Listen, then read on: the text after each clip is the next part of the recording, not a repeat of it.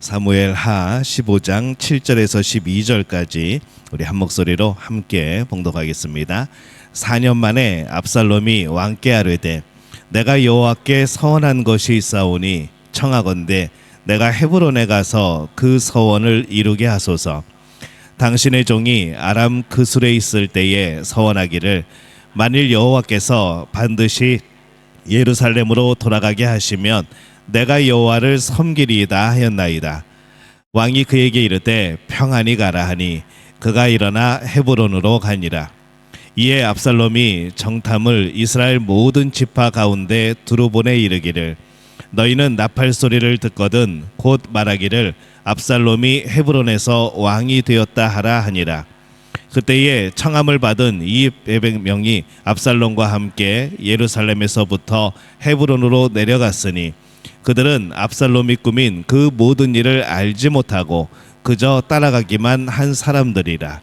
제사 드릴 때에 압살롬이 사람을 보내 다윗의 모사길로 사람 아히도벨을 그의 성읍길로 청하여 온지라. 반역하는 일이 커가 또 돌아오는 백성이 많아지니라. 아멘. 우리 인사는 아까 했고 하나님의 은혜 가운데 오늘도 말씀 속에서 하나님이 주시는 또 새로운 힘을 경험하시기를 바랍니다. 오늘은 헤브론이라는 곳을 우리가 함께 보면서 그곳에서 벌어진 사건, 특별히 우리 압살롬의 그런 여러 가지 사건들을 통해서 우리가 하나님 앞에서 어떻게 살아가야 되는가 또 오늘 말씀을 나눠보려고 합니다. 다윗은 하나님의 마음에 합한 자였습니다. 후에 나중에 이 분열 왕국이 되었을 때에 그 왕조를 평가하는 그 기준이 바로 이제 다윗이 되었던 것이죠. 그래서 그가 다윗과 같이 행하였다라는 말은 그들에게 있어서 최고의 평가였던 겁니다. 하지만 이 성경은 있는 그대로의 모습을 보여줍니다. 위대한 인물이라고 해서 그들의 실수와 허물을 또 감추지 않죠. 존경받는 인물인 다윗이 저지른 최대의 수치, 부끄러움, 그리고 그로 인해서 발생하게 된 가정과 또 나라의 비극을 이 성경은 적나라하게 묘사를 합니다. 하나님은 공의로우신 분입니다. 다윗이 전심으로 하나님을 섬김에 있어서는 수많은 복을 허락하시죠. 근데 이 다윗은 공권력을 동원하여서 이 부하였던 우리아의 아내 밧세바를 범하게 되어집니다. 밧세바가 잉태하자 또 이를 은폐하기 위하여서 전쟁터에 나가 있는 부하 우리아를 죽이게 만들죠. 그리고 밧세바는 다윗의 아내로 삼아 버립니다. 이 다윗의 범죄는 그냥 개인의 범죄에서 끝나는 것이 아니라 그의 가정을 관통을 하고 또 그의 왕국을 관통한 후에 다시 부메랑처럼 돌아서 다윗에게로 돌아오게 되는 거죠. 하나님은 나단을 보냈습니다. 그 선지자를 보내서 다윗의 잘못을 지적하고 또 다윗은 그 말을 듣고 핑계대지 않고 회개를 합니다.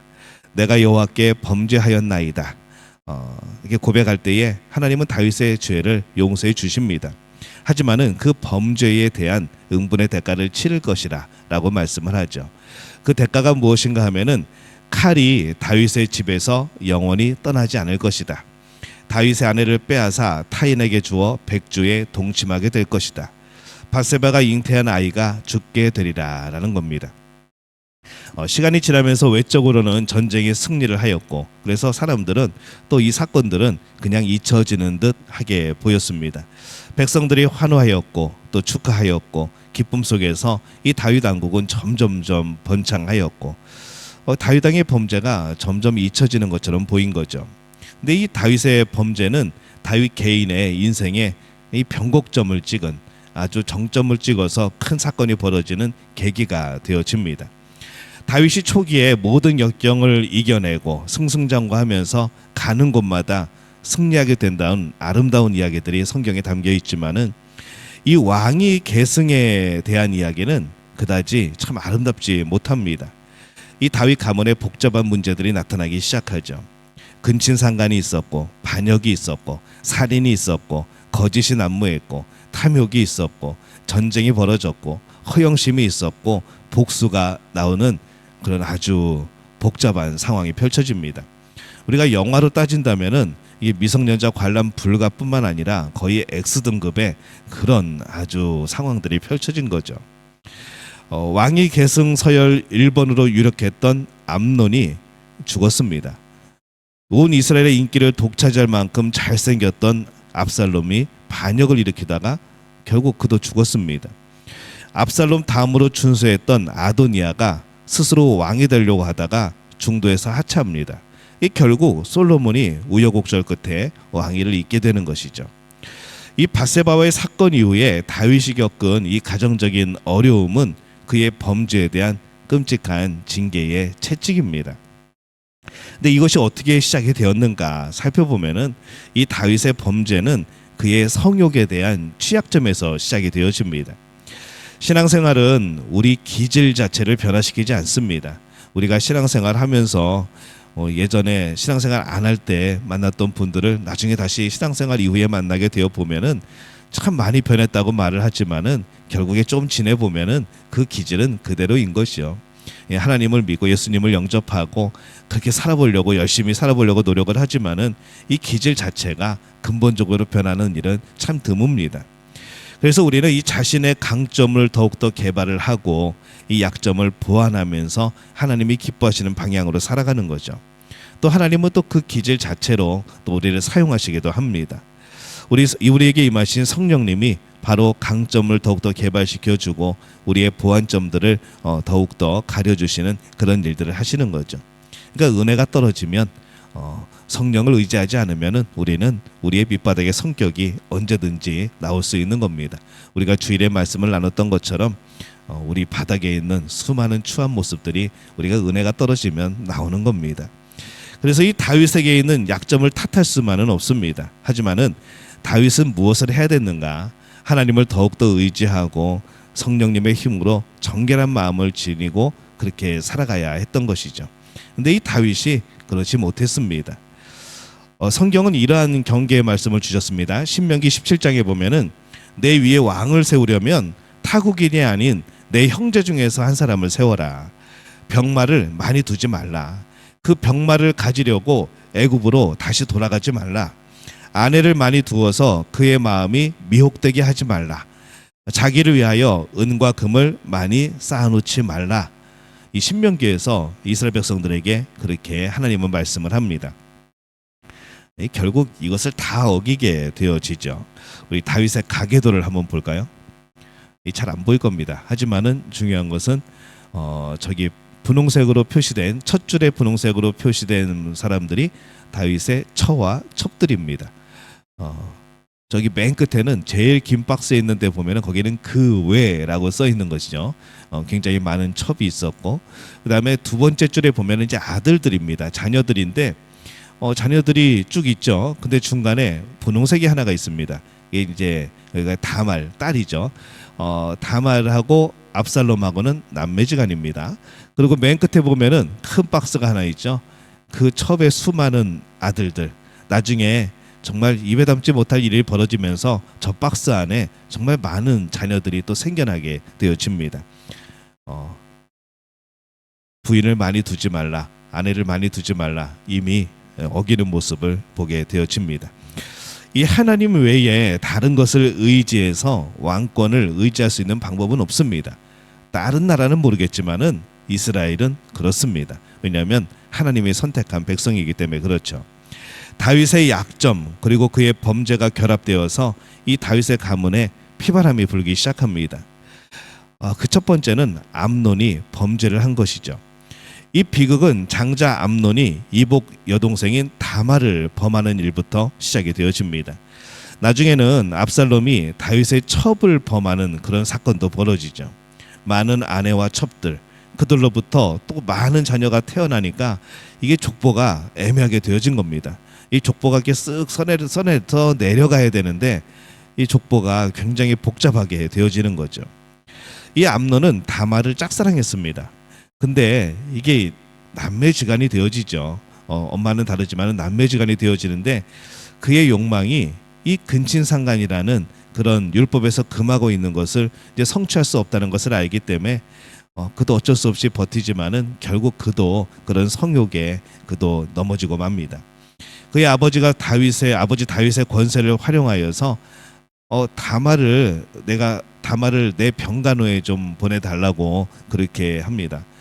이제 아버지 다윗은 별 생각 없이 남매니까 자신을 이제 암논을 간호해주라 하면서 보내주죠. 근데 그때를 노리고 그것이 이제 암논의 꾀였습니다. 다말을 범하게 되어지죠. 그리고 욕심을 다 채운 후에는 이제 내가 어떻게 하냐, 내가 어디 가서 어떻게 사느냐, 그럴 때에 좀 품어주면 괜찮았는데 아버지 다윗도 그것을 좀 품어주면 되는데 그렇지 못하고 에그라는 다말을 미워하여 암논이 내쫓습니다. 그러니까 이 다말이 이제 갈 데가 어디겠습니까? 사람은요 죄로 얻은 것을 본능적으로 싫어하게 됩니다. 죄를 통하여서 뭔가를 우리는 얻으려고 하지만은 우리는 죄로 인해서 얻은 것을 결국에는 미워하게 되어지는 거죠. 이 다말은 통곡을 하면서 옷을 찢고 금식하면서 어디 갈 데도 없고 그래서 처량하게 오빠 집인 압살롬의 집으로 갑니다.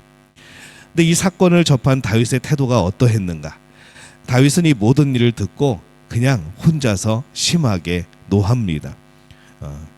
요즘에 참 쓰기 힘든 단어지만 경노한 것이죠.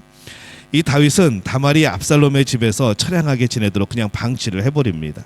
그리고 잘못을 범한 암논을 혼내고 뭔가 징계를 하고 해야 될 텐데 아무런 징계도 내리지 않습니다. 왜 다윗이 후속 조치를 하지 못했을까? 왜 다말을 더욱더 위로하지 못했을까? 왜 암논을 그렇게 징계하지 못했을까?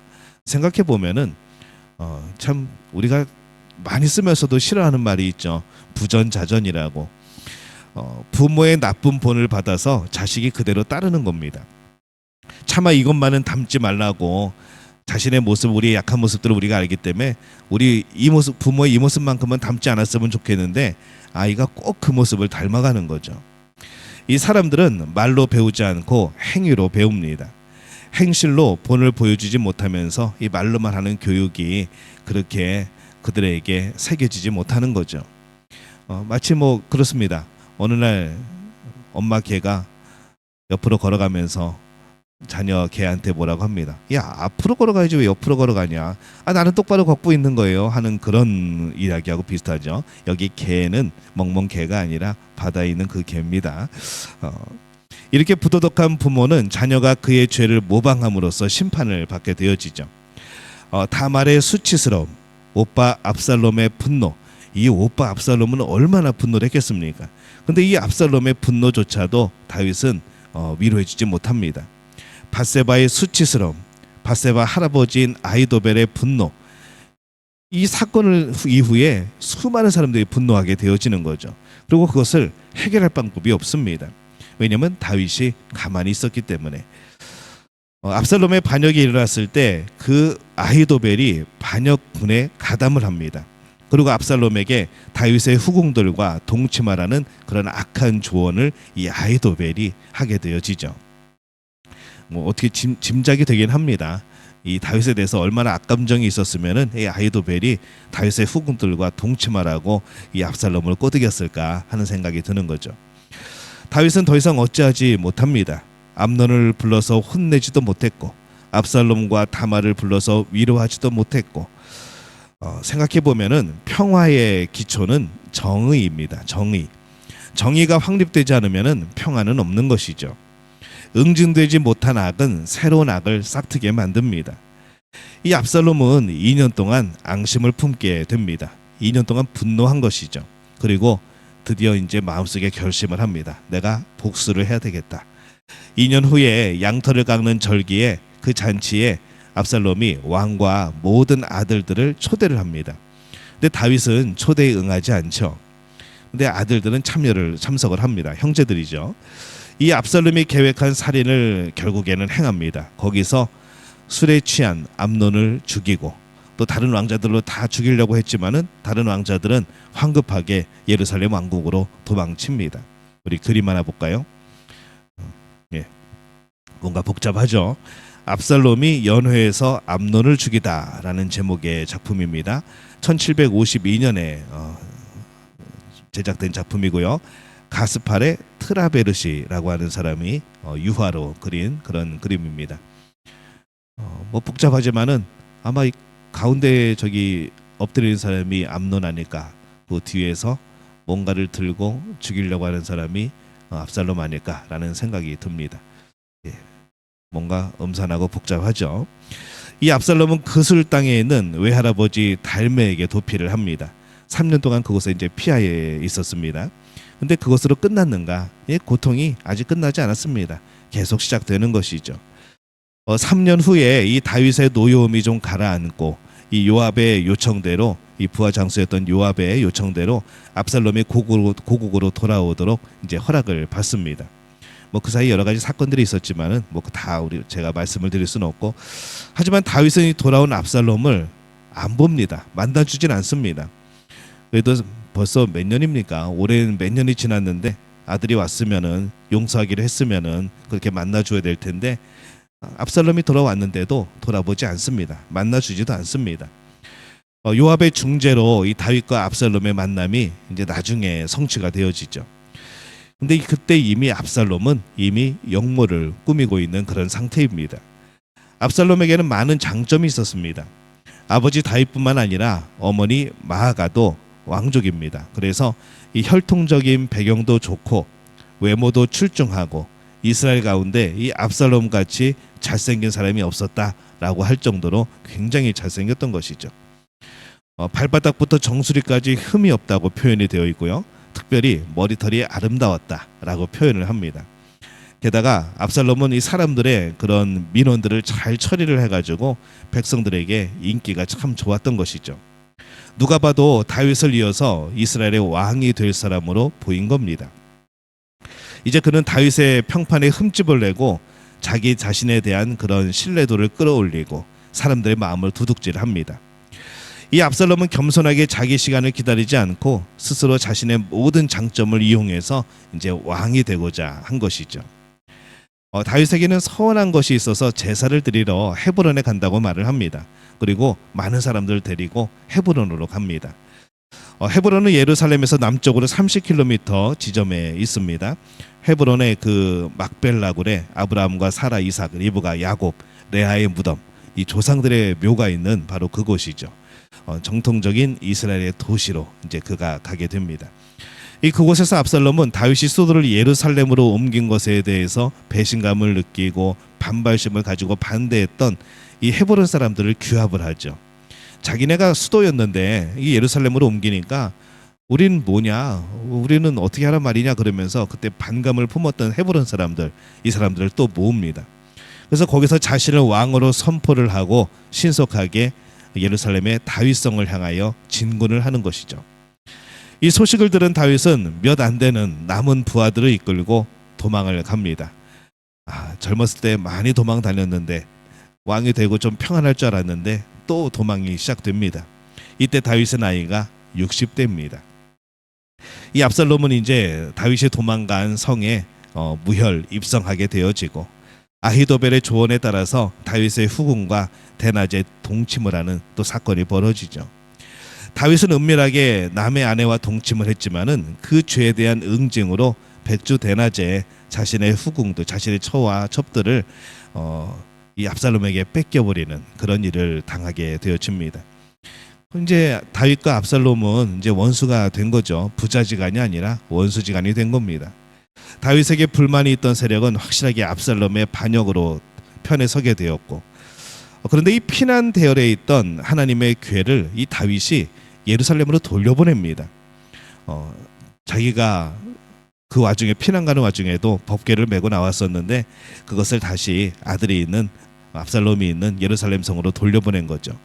그러면서 그가 한 가지 말을 합니다. 뭐라고 고백하게 하는가 하면은 나는 다시 돌아와 이곳에서 하나님께 예배드리게 되리라. 이게 참 어떤 마음이었을까. 이미 그때쯤이면 이미 많이 회개하고 내려놓고 포기하지 않았을까라는 생각도 드는 것이죠. 나는 이렇게 도망을 오지만은 결국 이게 내 죄 아닌가. 그럼에도 불구하고 이 법궤는 하나님이 정하신 그런 예루살렘의 성에 있어야 되지 않겠는가. 계속 이어나가야 되지 않겠는가. 아마 그런 생각을 하지 않았을까 생각을 해봅니다. 이 다윗의 믿음을 엿볼 수 있는 그런 대목이기도 하죠. 비록 이 모든 재앙이 다윗의 범죄에 대한 처벌이었지만은 다윗을 죽이는 것은 하나님의 뜻이 아니었습니다. 그래서 압살롬이 정말로 대세를 이루는 것 같지만, 반역이 승리하는 것 같았지만은 이 전략과 정보전에서 뛰어난 이 다윗의 군대가 사태를 역전시켜 버립니다. 이 다윗의 군대와 압살롬 군대는 이 마하나임에서 마주를 하게 되어집니다. 비록 압살롬의 군대가 숫자적으로 굉장히 많았지만은 다윗의 군대는 이미 오래 전쟁을 했었고 이미 단련된 정예병들이었던 것이죠. 그래서 전면전은 사실상 압살롬에게는 불리합니다. 하지만 압살롬은 이런 사실을 알지 못하고 또 잘못된 그런 조언을 듣고 우물쭈물하다가 결국에는 마나임 전투에서 다윗에게 패하고 말죠. 우리 사진 하나 볼까요? 마나임이 어떻게 생겼는가?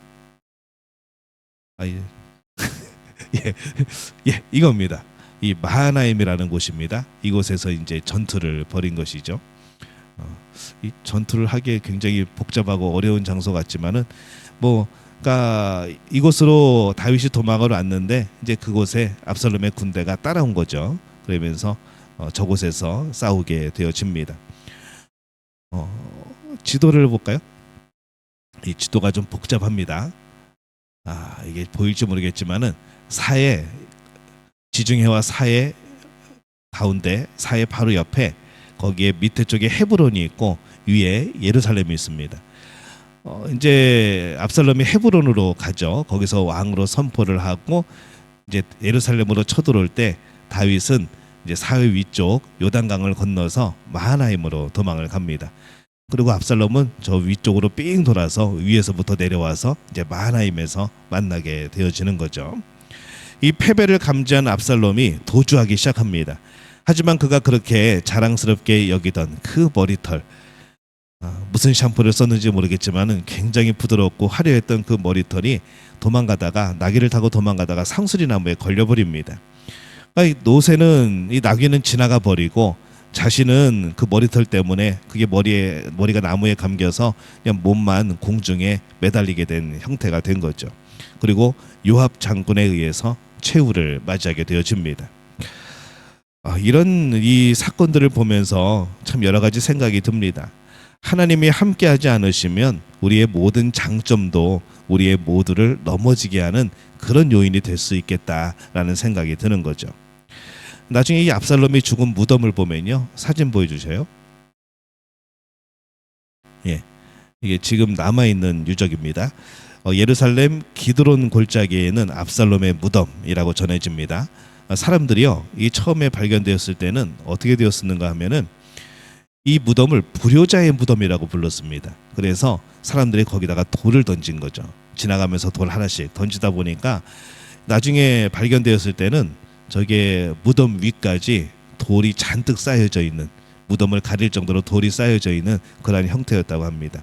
그래서 지금 저 모습으로 지금 남아서 전해지고 있습니다. 이 다윗의 군대가 승리했다는 것, 그다음에 반역자 압살롬이 죽었다는 소식이 이게 기쁜 소식이 아니게 된 것이죠. 분명히 다윗이 이겼더니 아들을 잃은 겁니다. 아들이 죽었기 때문에 슬픔인 거죠. 이겼는데 기쁨이 아니고 슬픔이 되어지는 것. 그래서 애초에 이 다윗의 범죄로 인한 뒤에 벌어지는 모든 사건들은 이겨도 져도 모두 슬픔인 그런 사건이 되어버리는 겁니다. 이겨도 지는 싸움이 몇 가지가 있습니다. 아내와의 싸움이죠. 부부싸움은 칼로 물베기라고 합니다. 아무리 싸워도 결국에는 남자가 지게 되어 있습니다. 그러나 남자가 자존심이 있기 때문에 웬만하면 지려고 하지 않지만 결국에는 지는 것이 이기는 것이 아닌가라는 생각이 들죠. 이겨도 지는 싸움, 아내와의 싸움. 아내는 가정을 지옥으로 만들어 버릴 것이기 때문에 빨리 포기하고 두 손 들고 항복해야죠. 그게 지혜로운 겁니다. 예. 가정에 들어갔는데 가정이 지옥이 돼 있으면 그게 뭐가 편하겠습니까? 그 다음에 또 이겨도 지는 싸움은요, 자식하고의 싸움입니다. 자식은 상처를 입고 기가 죽을 것이고, 또 부모는 부모대로 상처가 될 것이고, 또 하나 이겨도 지는 싸움은요, 목회자하고의 싸움입니다. 목회자랑 싸우면요, 목회자가 전하는 말씀이 귀에 들어오지 않습니다. 그러면 은혜를 못 받죠. 이게 결국에는 본인도 손해가 되어지고 교회도 손해가 되어지고 저도 손해가 되어지는 겁니다. 정말 우리가 이겨도 지는 싸움은 뭔가 하면은 하나님과의 싸움입니다. 하나님과 싸워서 이기면은 우리는 어떻게 되는가? 우리는 지옥에서 살게 되는 거죠. 그러니까 이런 싸움은 처음부터 할 생각을 하지 말아야 됩니다. 다윗은 큰 소리로 울면서 부르짖습니다. 하지만은 이미 너무 늦은 후회였죠. 좀 더 위로해줬다면, 좀 더 암논을 징계했더라면, 다말을 조금 더 품어줬더라면, 그 몇 년의 시간 동안에 조금만 더 품어줬더라면 하는 아쉬움이 있는 거죠. 다윗이 이런 마음으로 압살롬을 키웠다면은 둘의 관계가 이렇게 끝나지는 않았을 겁니다. 또한 밧세바와의 사건이 없었다면은 이렇게 절교할 일은 없었던 것이죠. 다말의 일을 잘 처리했다면 이렇게 악화되지 않았을 겁니다. 우리는 항상 지나고 나서 후회를 하죠. 그때 그랬을 걸. 이런 슬픈 눈물을 흘리지 않으려면 지금 우리의 자녀들 앞에서 좋은 본을 보이고 살아가야 되는 거죠. 자녀를 선악간에 잘 교육해야 됩니다. 무조건 품어주는 것이 좋은 일만은 아닙니다. 혼나야 될 것은 혼나는 것이고 또 우리가 징계할 것은 징계하는 것이고 정의가 살아야 되는 겁니다. 그래야 평화가 이루어지는 것이죠. 그냥 무조건 용서하다 보면은 자기가 하는 일은 다 옳은 줄 알게 됩니다. 근데 우리가 그렇습니까? 그렇지 않죠. 그래서 우리가 자녀를 선악간의 말씀으로 잘 양육할 필요가 있습니다. 그리고 항상 주 안에서 이 화목한 가정생활을 위해서 노력해야 하는 것이죠. 그러면 우리의 가정은 울음 대신에 웃음으로 또 그리고 성문에서 자녀들의 이름을 자랑스럽게 부를 수 있는 우리의 그런 삶이 되어질 겁니다. 우리는 자녀들에게 무엇이 옳은 것이고 무엇이 그른 것인가, 무엇이 칭찬받을 만한 일이고 무엇이 부끄러운 일인가 가르쳐 주어야 됩니다. 그런데 다윗은 압살롬에게 열왕기상 1장 6절에 보면은 이 압살롬이 나중에 이렇게 말합니다. 내가 어찌하여 그리하였느냐 하는 말로 한 번도 저를 섭섭하게 한 일이 없었더라. 이게 참 아쉬운 거죠. 왜 그랬느냐. 그 말 한마디만 해줬으면 그 안에서 야, 너 왜 그랬느냐. 다말이 그렇게 슬퍼하고 아파하는데 너무나도 화가 치밀었습니다. 아버지 왜 다말을 위로하지 않았습니까? 왜 암논을 처벌하지 않았습니까? 그래서 미안하다라고 하면은 끝날 일이었는데 3년 동안 잘 지냈느냐라고 물어보면은 정말 그게 아름다운 결론이 나게 될 일이었는데 그냥 방치해 버린 것이죠. 또한 자녀를 편애하지 않고 공정하게 대할 때에 서로 원망과 다툼과 미움이 없는 겁니다. 때로는 자녀들의 잘못에 대해서 벌을 줄 수 있습니다. 참 애매한 거죠. 자녀를 사랑하는 마음에서 벌을 준다. 요즘에는 그거에 대한 많은 해석들이 있지만은 정말 사랑하면은 우리 자녀가 잘못 나가게 되는 것을 볼 수 없는 겁니다. 벌을 줄지라도 단 미워하지는 말아야 되는 것이죠. 죄는 죄를 키웁니다. 우리 말씀을 통해서 참 여러 가지를 생각해 보게 되어집니다. 우리는 그렇게 자녀들을 키워가고 있는가? 우리들은 그렇게 서로에 대해서 서로를 대하고 있는가? 우리가 여러 가지 죄는 미워해야 되지만 사람은 미워하지 않아야 되는 것. 벌을 줄지라도 그 사람을 미워해서는 안 된다는 것. 우리 이 말씀을 기억하면서 이 다윗의 여러 가지 그런 승리의 좋은 이야기들 뒤에 이 다윗의 후반부에 나타났던 만인의 사건들을 보면서 우리의 모습을 비추어서 우리도 하나님 앞에서 정말 하나님의 뜻에 맞는 정말 이 죄에 대해서 유혹에 빠지지 않고 미혹에 넘어가지 않는 그런 삶이 되기 위하여서 또 하나님을 의지하고 노력해야 될 줄로 믿습니다. 오늘 그 삶을 살아가는 우리 믿음의 가족들이 되어지시기를 예수님의 이름으로 축원합니다.